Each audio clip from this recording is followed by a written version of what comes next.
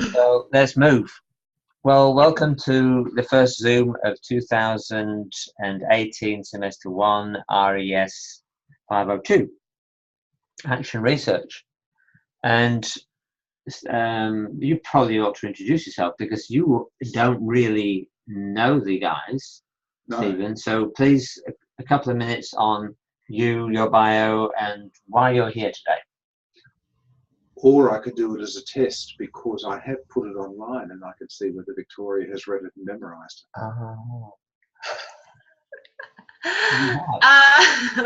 Oh, make it one line. I won't go. I won't put you through that. You're turning red, and I don't think it's the saturation on your screen. I think it is. There's something wrong with audio. I mean the video. Yes, that must be it. No, the background is I started here at Alpha Cruises back in the middle of January. Really? My background, yes, I know, time flies when you're having fun. My background is I worked in schools initially as a geography teacher, then as a head of school. I was head of 5 different schools over 25 years in 4 different countries.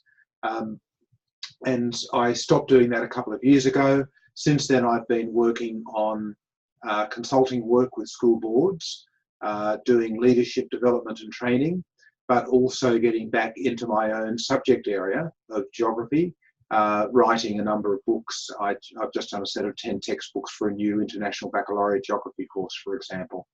So I'm doing all sorts of things here. There's no shortage of people to tell me what to do, and that's what I'm doing. Incidentally, a quick question. Writing 10 books. Yes. Can you give me a figure on it as to how long that took you? It was, it basically took about 18 months.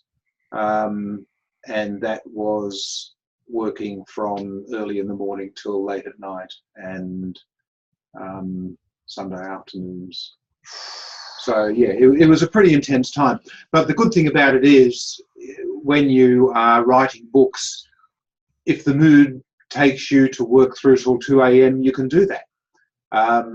If you feel like getting an early night, you can do that too, except the books won't get written, so you tend not to do it.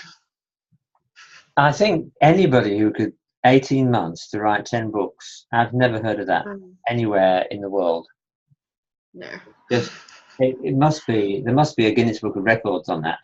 Don't know. I've written books before, so I kind of had a mindset of what was going to be involved. But yeah, it was a pretty intense time because I do the page layouts and. Did you have any support? Well, my wife cooked my dinner. Oh, so that was pretty important. Stephen. Anyway, we digress. Well, important digression, but we digress. Yeah, I wouldn't set up writing 10 books as the role model for doing the assignment for this course. No. That would not be fair. No. Now, one of my biggest passions for this Zoom, Victoria, is to talk about what is action research.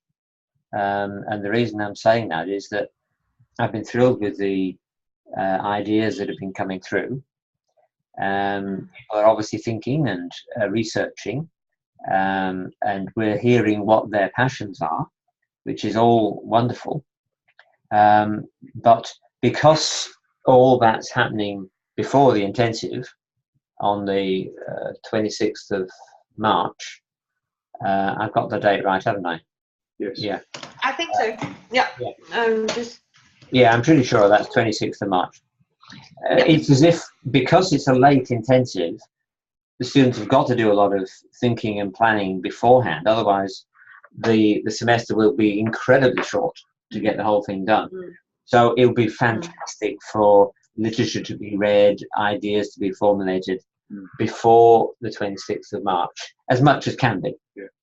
So hence my passion for this Zoom, that we talk about what is action research. So how about, and I don't know what Stephen's going to say about this, how about you give me your version of your definition of what is action research? Sure. And I'll say whether I agree with it or whether we start to have an argument. Okay. action research, to me, is research that's undertaken where the researcher interacts directly with the thing that's being researched. In other words, if it's a teacher in a classroom, then the action researcher is the teacher in the classroom who's implementing some strategies, but at the same time, evaluating their effectiveness and essentially just being a researcher who is in the scene as opposed to the normal the more common dispassionate arm's length researcher. So how would you define research as in for a project that wasn't action research? Yeah. Well, I think the research word is the same, and that is that you come up with a hypothesis that you want to test. You work out some methodology for, you get a hypothesis, you work out what the criteria are for whether or not the hypothesis can be tested reliably or not. You then look at methodology. Now, whether you're doing action research or normal research, I think that's all part of it. If it is, if you like, more common arm's length research, then it's really important that what's called the observer effect doesn't come into play. In other words, the fact that you're doing the research can't influence the research that's being done. But in action research, the aim is the opposite, actually. It is to influence what's happening in the classroom and to measure the impact of that effect that you're having. Sure. That's as I would understand it. I would give you, well, from my point of view, I wouldn't have used those words, but I agree with everything you've said. Right. I would start by using an analogy. And in the old days, I don't know whether you remember this, Victoria, but in a fair, there might be a tall building with a long spiral slide that spirals down, and so kids will climb up to the top of this thing, get on the slide, maybe sit on a rug or something, and they spiral all the way down to the bottom and shoot out onto a mat. Have you seen these things? It's like a water slide. Yeah. Or a water slide in a spiral. Yeah. I've done it on a sled on ice. Okay. It was cold. Yes. I hope you had something insulating you from the ice. I was wearing a thick coat. A plastic tray. This is in China. You get a plastic tray. Yeah. So that's my analogy, but so now to try and turn it into action research. To me, the whole notion of action research is trying to improve your own practice as a teacher, recognizing that everyone needs to improve. So if you could identify an aspect of your teaching that you're perhaps not quite as comfortable with, but you want to stretch and grow it, then it's like measuring how effective you are first run through, which will be the crawling up the slide and going round in 360 degrees. So that's your first attempt. And when you've been round one cycle, you then review, assess, measure the results of what you've done. Is this getting where I want it to go? No, we could tweak it and do it this way next time. So next spiral round going up, you're actually implementing what you've recognized from your research needs to be put into your practice. So ideally, you would go round and round and round and round, improving every time you did a course or every time you taught a particular module. So the goal is self-improvement. Now that's my analogy of a spiral. And what you have to do on this project is really just one revolution. You don't have to teach the same thing twice. You have to teach it once, assess what needs to be improved for your second iteration, but you would never actually get to do that in the space of this semester. Now, that's a good analogy. I think the great thing about action research is that it gives you a framework for being able to introduce an innovation into the classroom. Yeah. The idea being that it's something that wasn't happening before by nature. If you're testing a hypothesis, it can't be just looking at what's always happened, because you've got no beginning point and no end point. So the idea is to think about some sort of innovation that you think might be able to help the students in the class, implement the innovation, and then you've got a framework for being able to measure it. If it's a good innovation, you've got a win-win. You've got a great study and the students have benefited educationally. If it's a bad innovation, well, the kids lose out because their education's been has kind of suffered a major setback. But it's okay, because you still get your assignment for this course. So That's right. It's a win for you. That's right. I'm being a bit cynical, but you understand what I'm saying. In order to get around that problem for the students, so that you're not killing their whole educational future, Yes. that's where the literature review, I think, becomes very important. Yeah. Because any research stands on the shoulders of the great ones who've come before. So you have a look at the literature review, you have a look at things that you think look as though they might be a sound educational practice, and which would be interesting to try, that you think is relevant to your own classroom. So you've got a reasonable chance then of success. Yeah, you've got a sound basis for research, I think. Very I have good. a question. Yeah, now it's your turn, so please go. So I'm only in my second semester of 4, and I am not actually teaching anywhere yet, and I am still organizing my prac for this semester, which I emailed you about last week, and I'm hoping to do it at around like week 8 or 9 of the semester. So I'm a little bit stuck as to how I do this, because I'm not teaching anywhere, and Well, I'm struggling to see how it would be ethical for me to go into a school where I don't know anything. Understood. Let me try and allay some of your fears. The semester is young. I know it's already March, but it is young. And I believe that if you've enrolled in an EDU 500 subject for this semester, you will get a placement. It's on our shoulders to get you one. We love your suggestions, by all means, but it's under the college's mandate to get that placement for you. We're also pursuing a CTM for you, and I'm trusting that's going to come through.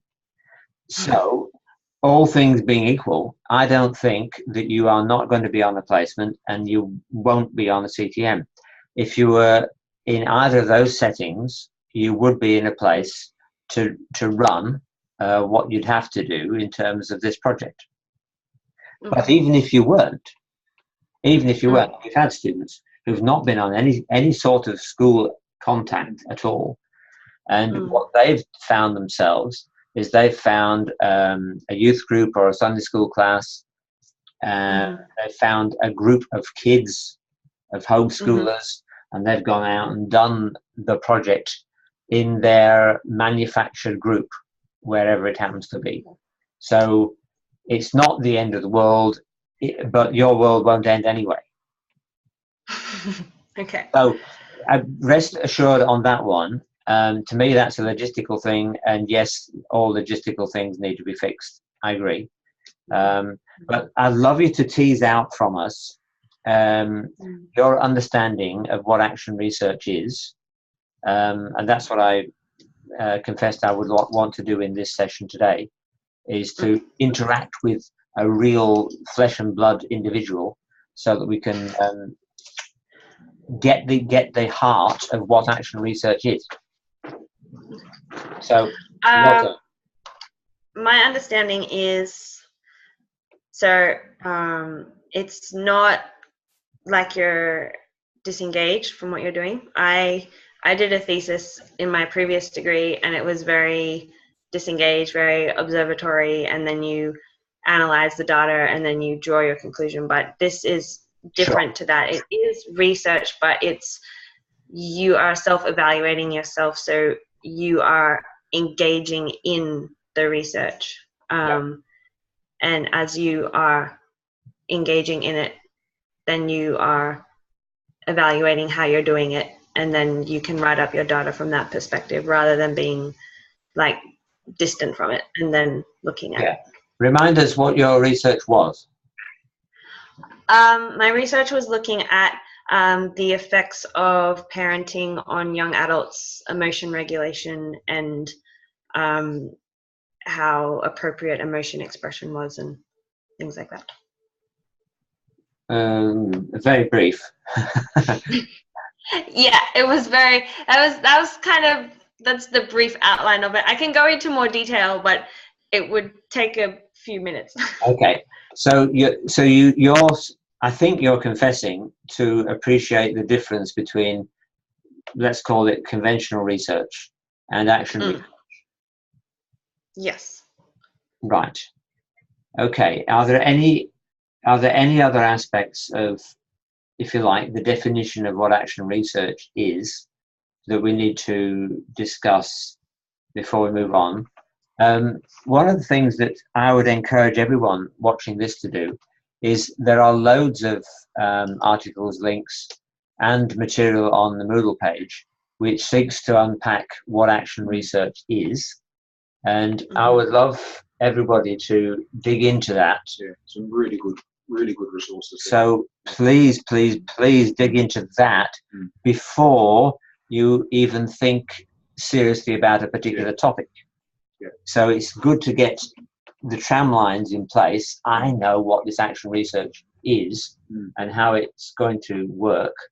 And then, otherwise, if you were thinking about projects, you'd be so broad, you would probably fall off the end of the world. It'd be so broad.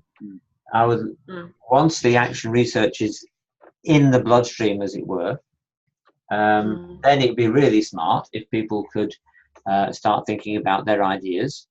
And it would be really smart. Maybe we do another Zoom maybe next week with the focus being literature review, because that would be really smart if people could be beginning to bone up on that before the intensive, so that they come to the intensive with some knowledge, with some framework for where their research is potentially going to go.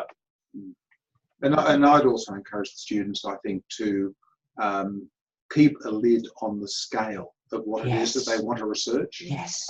It's from my experience, it's always better to do something which is fairly narrow, but in depth and in detail and understand it properly, rather than something which is too broad in scope, because number one, you can't cover the scope, and secondly, you actually can't get into the detail and analyze it. So, don't be overly ambitious. Do something which is an interesting, reasonable innovation or change in the classroom, and then you can get into the depth of it, and you can really understand it that way, rather than, as I say, something which is school-wide in scale or just too big.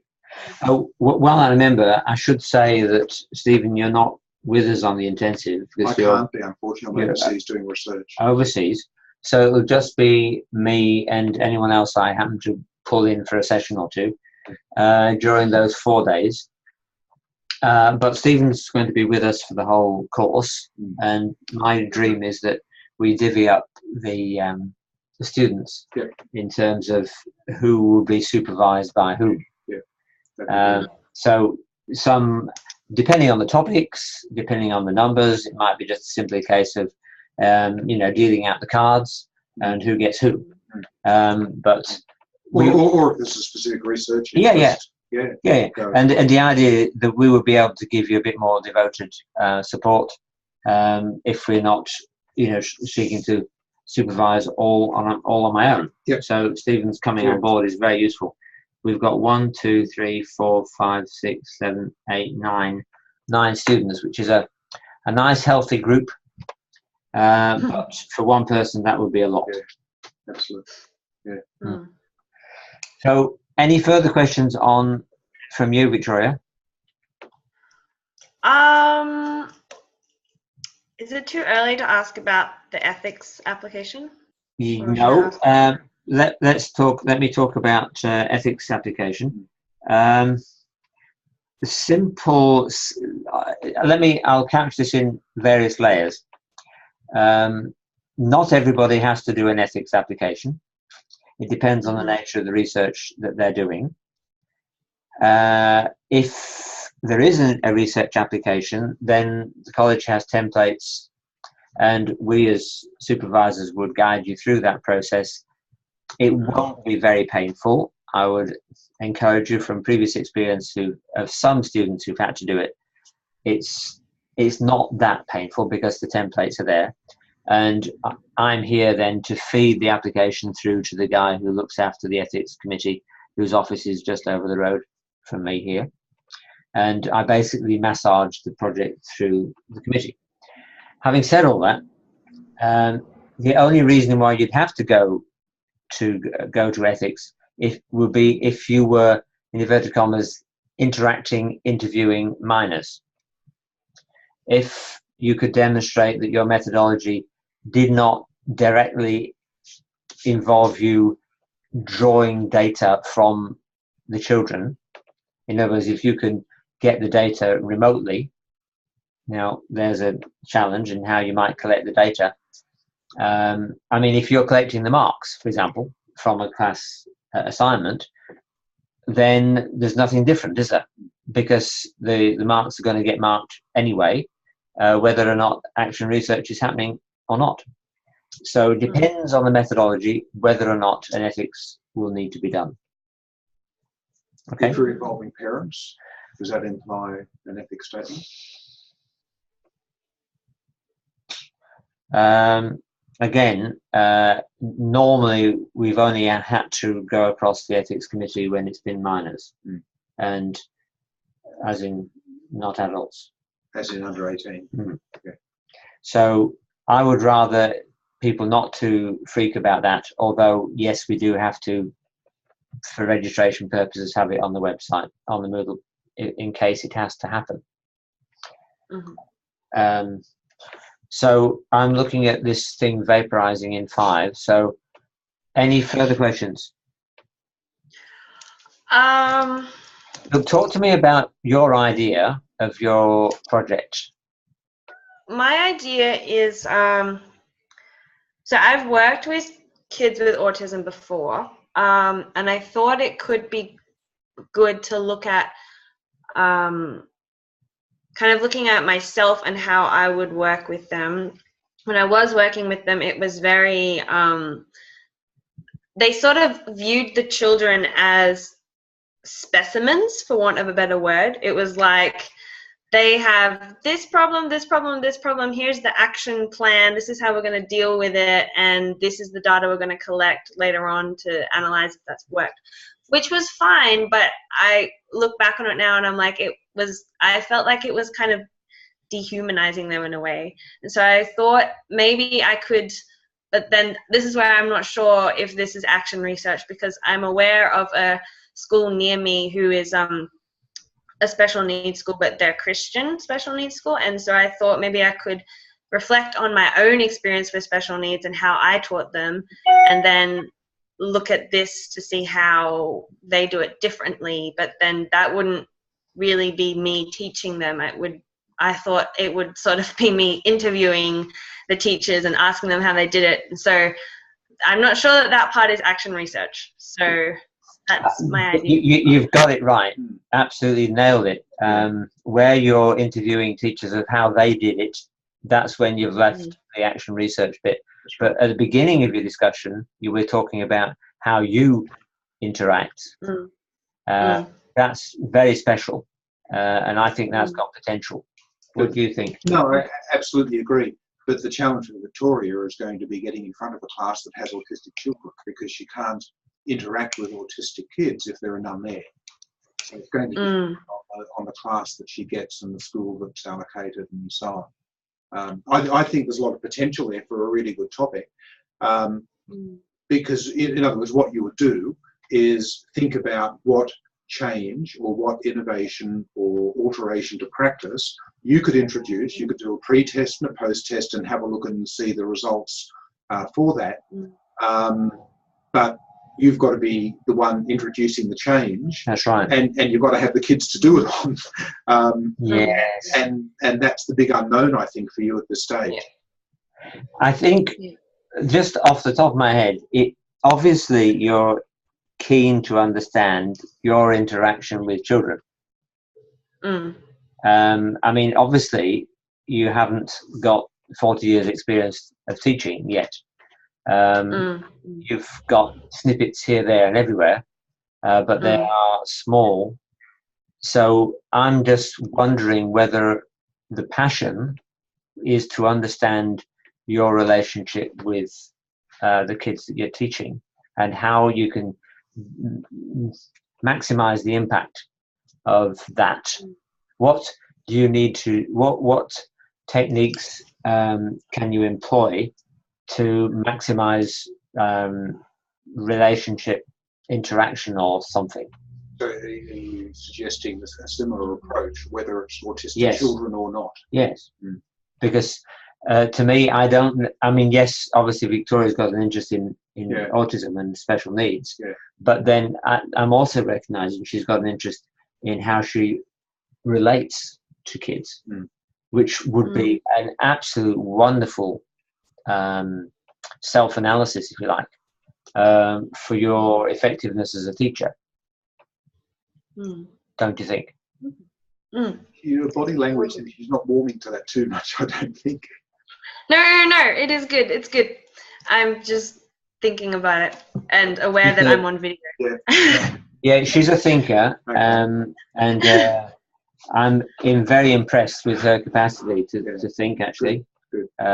So, yeah, just have a think about that and just see what we've tried to do with your idea.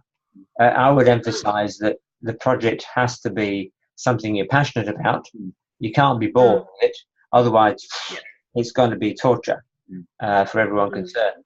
The other possibility is perhaps also wait to see what class is allocated, because it may be that there is some other issue that just completely jumps out of Victoria as soon as she sees the class, or the way that things are done within that school or whatever. So I think your suggestion is a good one, but I'd also say keep an open mind. Good. And just see what the class is like, and something else may suggest itself. Okay. Anything else? We're going to vaporize in a minute. I just thought then, I mean, I do work at an after-school care, so that is a interaction I do have with some kids. Like, it's not like I'm formally teaching children, but I am sort of, but it's not formal. But what do you do there? Like supply the afternoon tea, or what? Yeah, it's like afternoon tea and then interacting with the kids, playing with them. So have you got the capacity or the authority to introduce some sort of change in the way that things are done? Maybe the routine, gluten-free food. I mean, Well, all the way that Victoria I interact. I do have the authority, I guess, to sort of introduce, like, if I'm in a specific room one day, I do have the authority to be like, okay, I'm going to try this today, and see how it goes. So, well, see if you could make that an ongoing thing. One afternoon's probably a bit shallow. Yeah. But to be able to do something on an ongoing basis, I think there's potential there. Okay. Anyway, look, time's gone and you've got to go. Any last thoughts, everybody? Happy? Deliriously, yeah. Stephen's delirious, right? Victoria? Yeah, it's given me stuff to think about. I'll go away and have a bit of a think. Good on you. Good. All right, till next time. The other thing I'd say is that for those people that are watching this on a recording, there may be some questions that arise in their mind. They should send that through the news forum, into the news forum, and then everyone can see it and share the answers, just as we've done with theirs. Yeah. Sounds like a plan. Cool. Bye for now. Okay, thank you.